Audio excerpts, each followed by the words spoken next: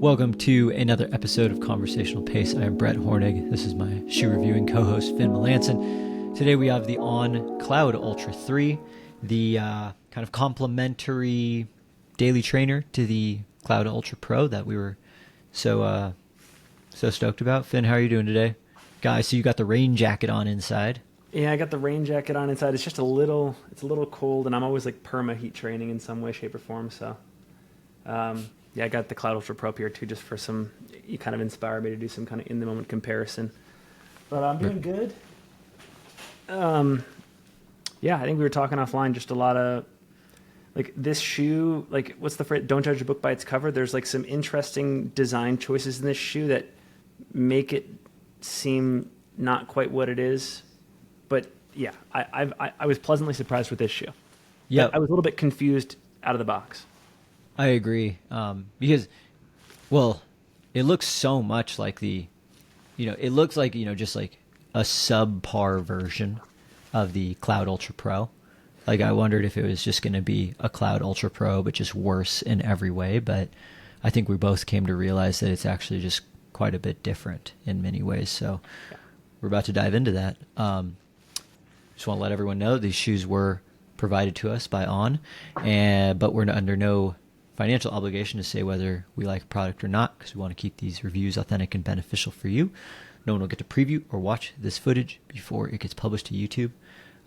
Quick rundown of the shoe stats: $190, which is a $10 increase over the previous Cloudultra 2. Weight of my pair came in at 10.8 ounces or 306 grams in a men's US size 10.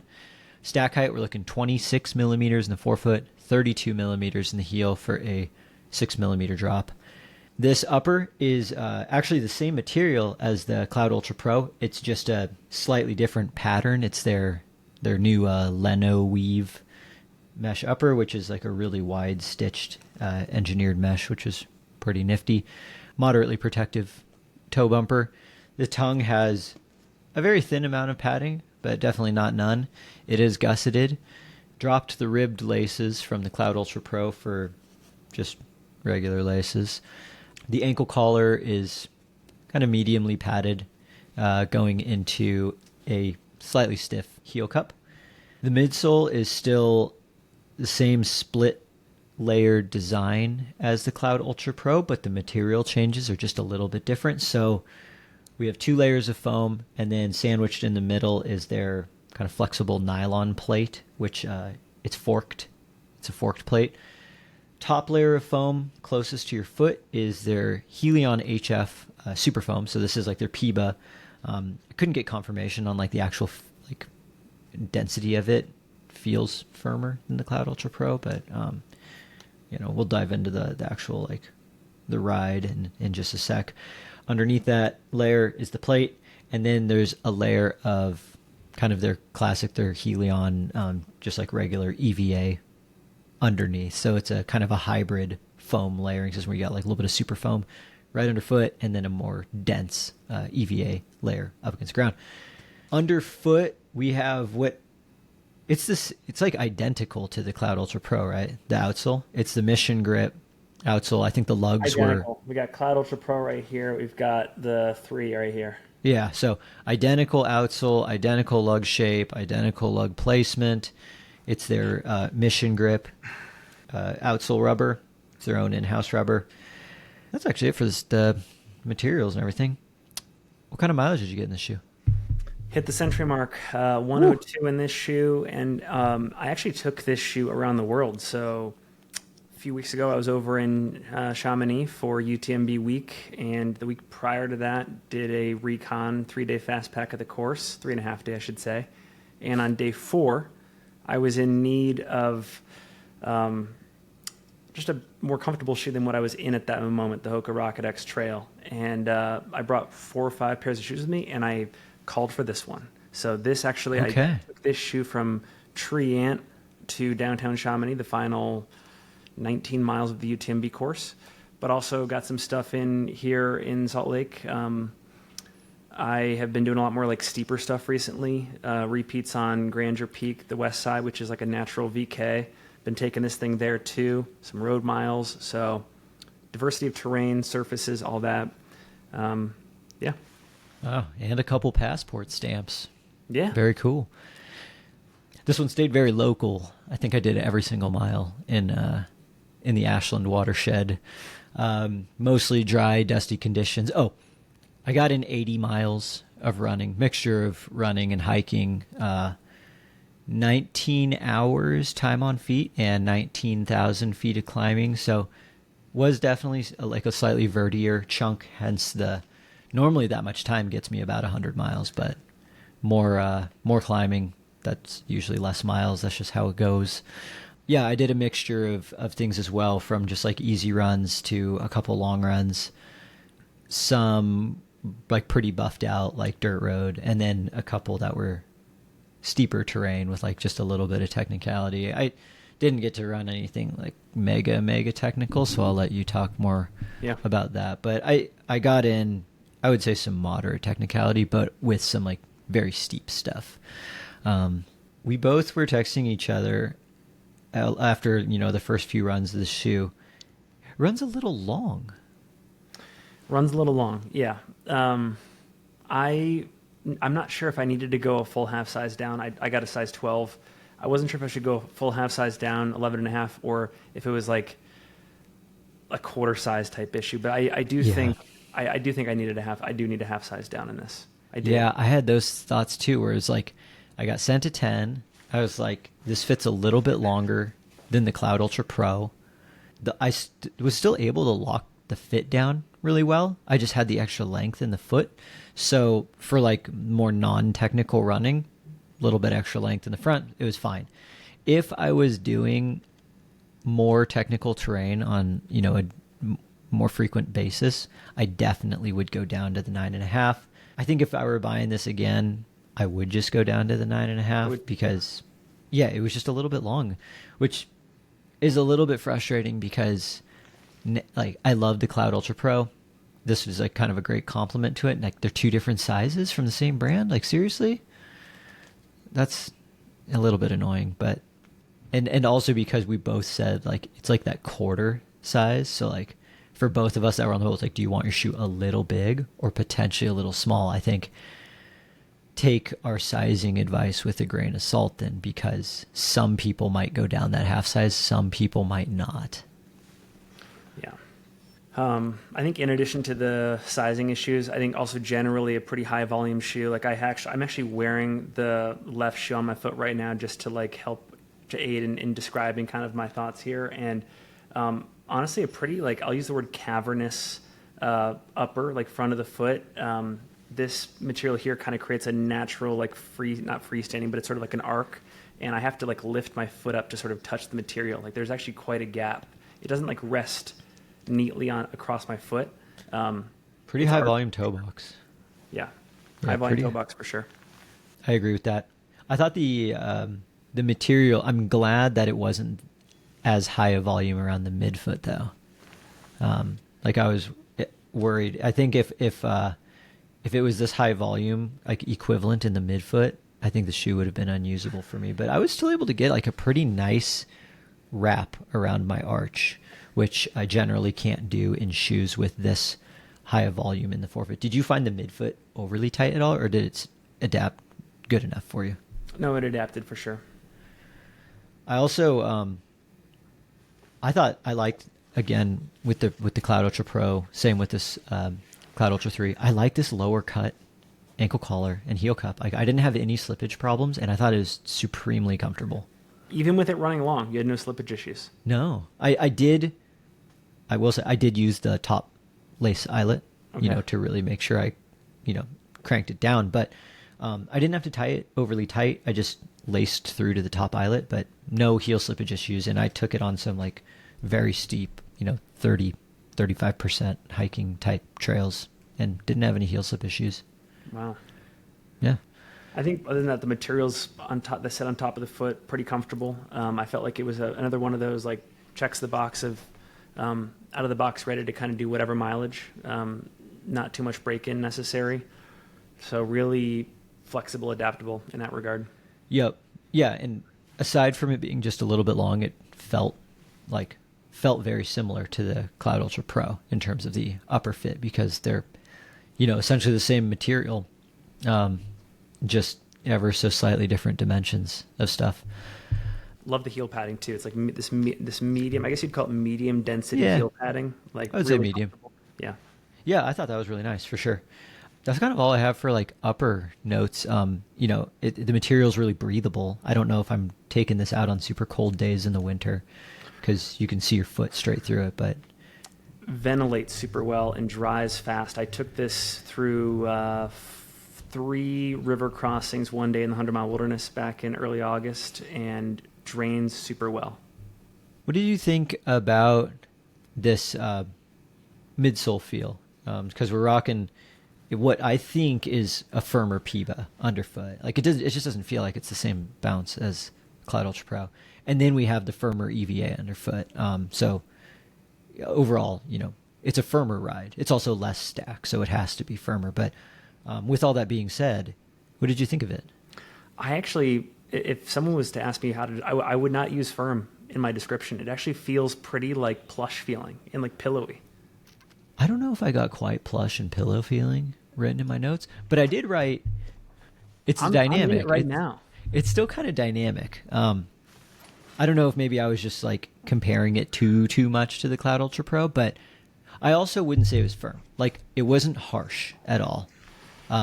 It was like firm in the protective type sense, but at the same time, I do like how this top layer gives just enough softness where I never once experienced any foot fatigue throughout any of my runs in the shoe.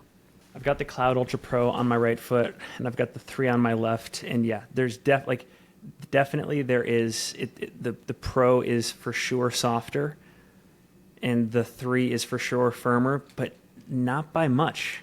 Yeah, and I will also say that it's been a pretty, like, I have not seen much breakdown in this foam either. Like I've got 100 miles in it, and the sensation has been the same since mile 0, basically.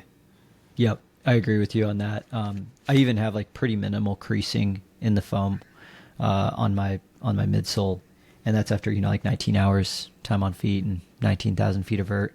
One thing that I was pleasantly surprised with, and we kind of alluded to this at the beginning, is that this whole like midsole package with the upper, it's like surprisingly stable and rugged, and I really didn't expect to like this shoe on more technical terrain like than it ended up being. Like you took it on some significantly more technical terrain than I did. How did you think it handled that? And what are these 3 millimeter lugs? Yeah, somewhere between 3 and 4. Not the longest. So not the longest, not the most aggressive, but I would say pretty durable. Mission grip is great. I think it grips super well. I had no confidence issues or slippage issues, and I took it. Yeah, like if you think about the west face of Grandeur here in Salt Lake, pretty technical trail, some 30-40% grades there, uphill, downhill, and this thing was fine. Like, am I going to reach for, I don't know, like an S-Lab Genesis or something if I'm actually like looking to perform in that terrain? Yeah, but like from a testing mileage standpoint, it was great. And like, I would definitely check the box of like universally can perform okay to solid in those conditions. Yeah. I was really surprised. Like, I was also really curious how this flexible plate would do, with the rock protection, especially with just the lower stack. I thought the Cloudultra Pro's rock protection was really good, but I figured that was mostly due to the higher stack, just nature of the shoe. I didn't have a single like uncomfortable rock hit in this shoe. No. I was like, dang, dude, a shoe that looks this good shouldn't be able to handle rugged terrain that well. I know, and if you look at the toe bumper on this thing is pretty minimal too. So like out of the box, you're looking at it, you wouldn't think that it's like gonna do great in those conditions, but it was fine. We haven't had a car analogy in like 18 months. But you know what this is like? This is like a Range Rover.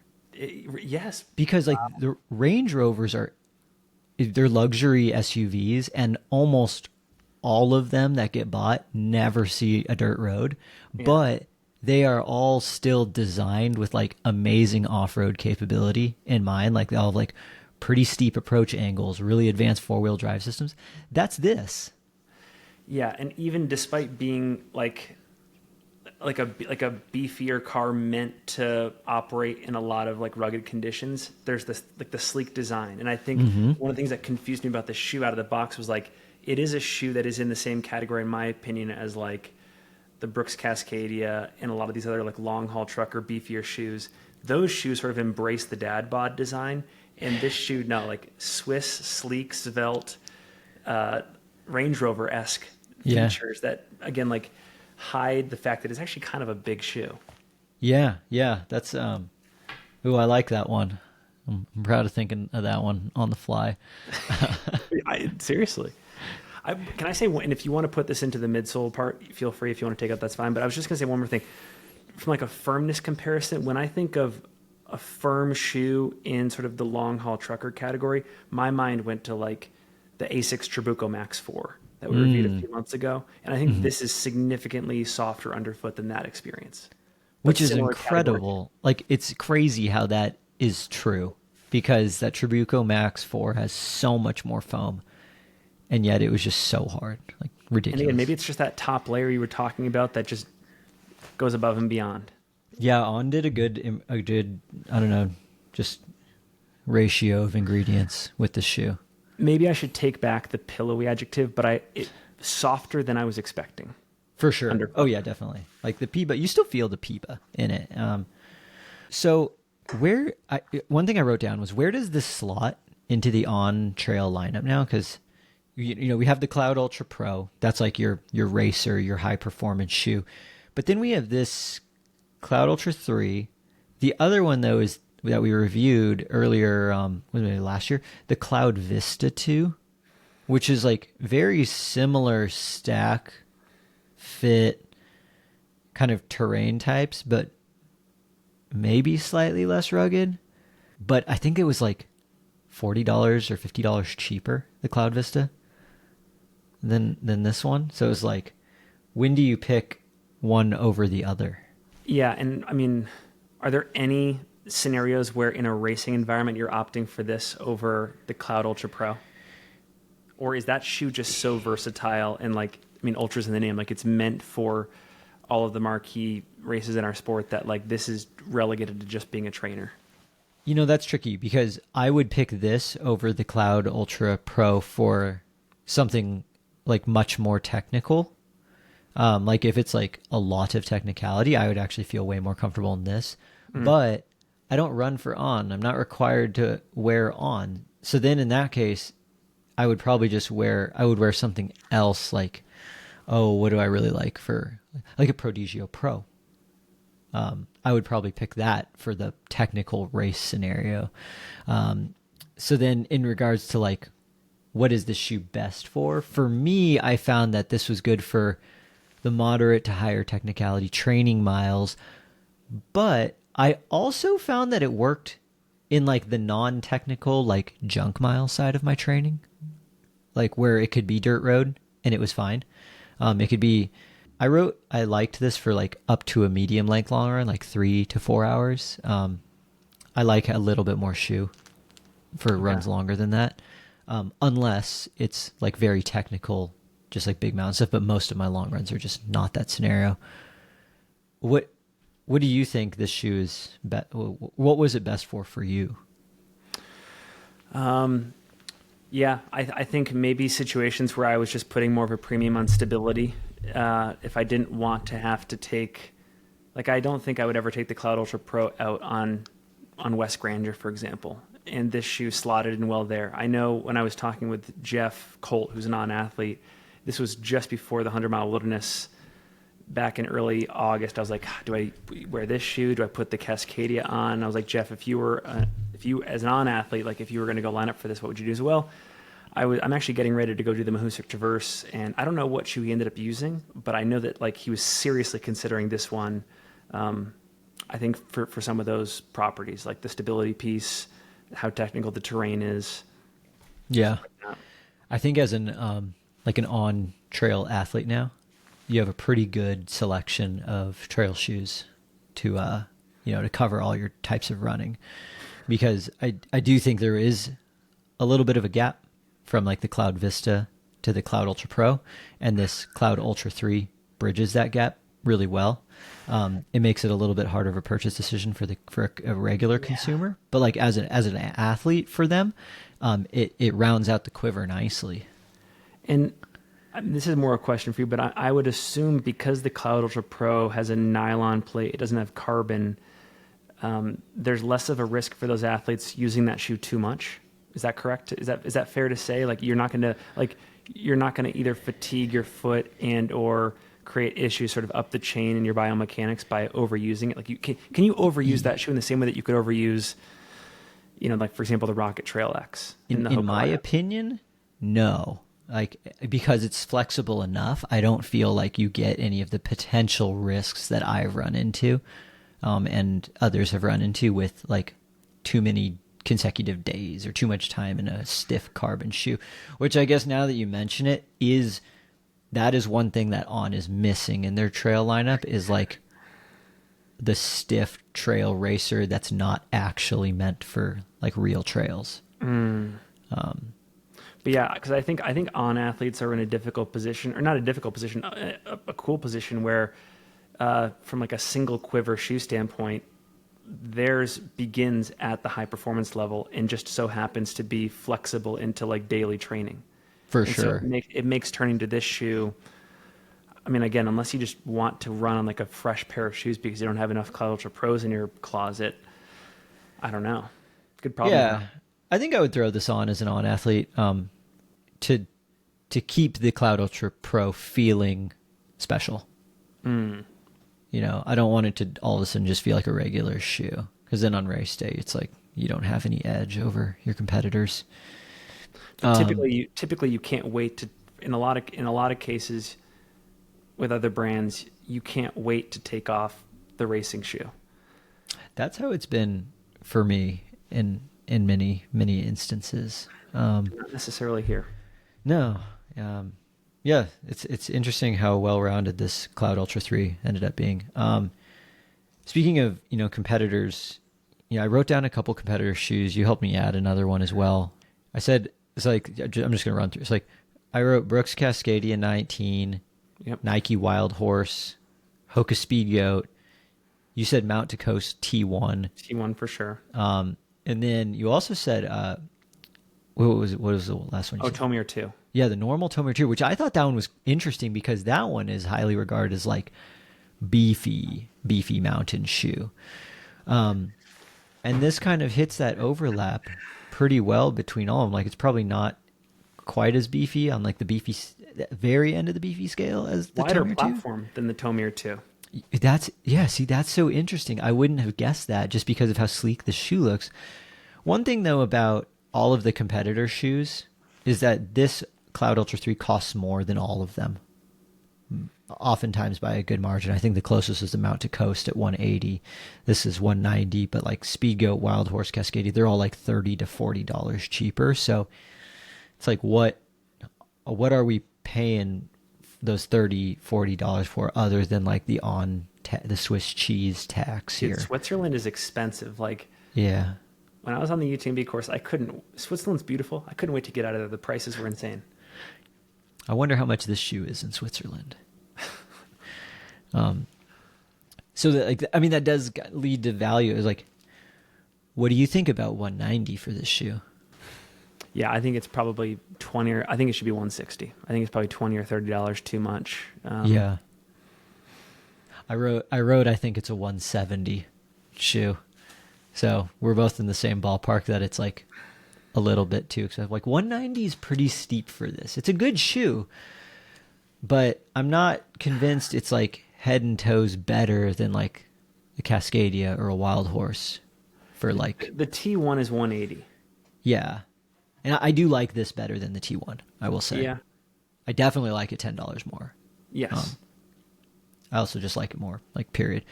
But I don't know if I liked this more than the Cascadia.